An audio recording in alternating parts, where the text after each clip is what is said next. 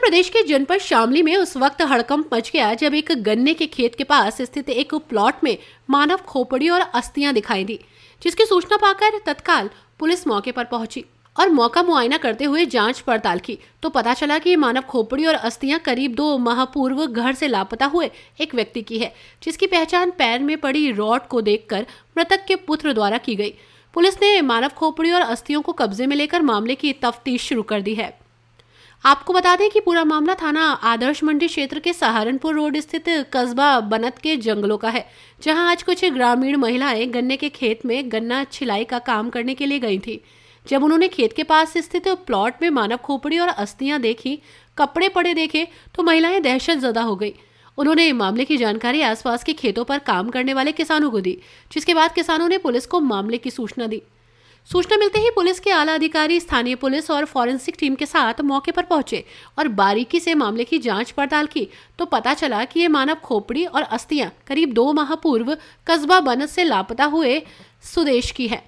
वहीं मृतक के पुत्र शुभम द्वारा मृतक के पैर में पड़ी एक रॉड को देखकर उसकी पहचान की गई।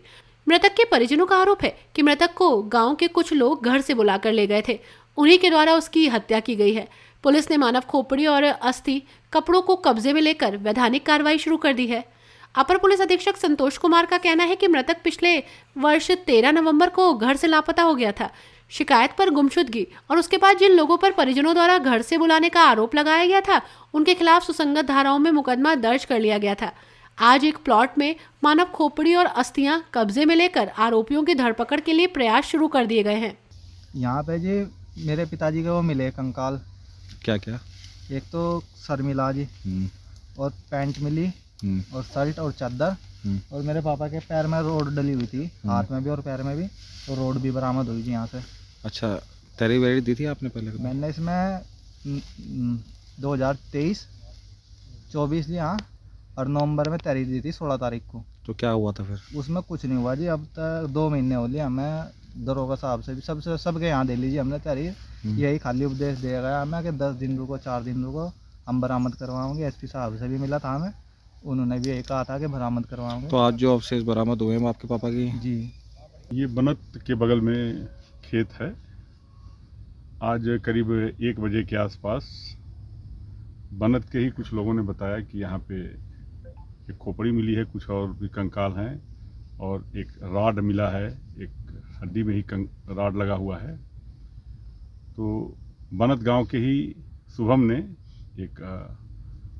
इनके पिताजी का चूँकि नवंबर के महीने में गायब हो गए थे और जिसमें गुमशुदगी 13 नवंबर को गायब हुए थे, 16 नवंबर को गुमशुदगी लिखी गई थी और बाद में उसको 21 नवंबर को मुकदमे में तरमीम किया गया था, जिसमें शुभम जो बनत के रहने वाले हैं उन्होंने अपने पिता को गायब होने का आरोप गांव के ही कुछ लोगों के ऊपर लगाया था, जिसके क्रम में मुकदमा तरमीम किया गया था।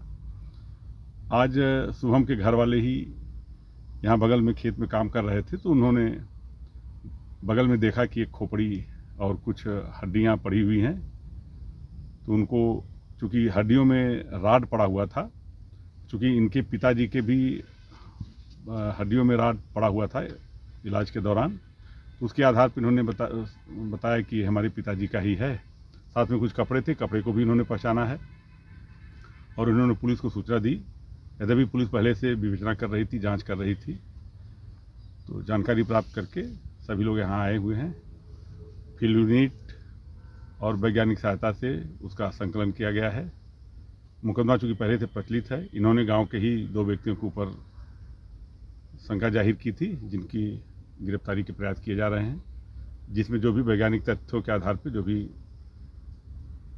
पोस्टमार्टम के पश्चात जो भी तथ्य आते हैं अगली कार्रवाई कराई जाएगी। हर न्यूज अपडेट के लिए डिस्क्रिप्शन बॉक्स में दिए हुए लिंक से ज्वाइन करें रॉयल बुलेटिन का व्हाट्सएप ग्रुप और पाएं हर खबर सबसे पहले अपने व्हाट्सएप पर। अपने आसपास की खबरों के लिए सब्सक्राइब करें रॉयल बुलेटिन और इस वीडियो पर कमेंट के जरिए अपनी राय देना ना भूलें।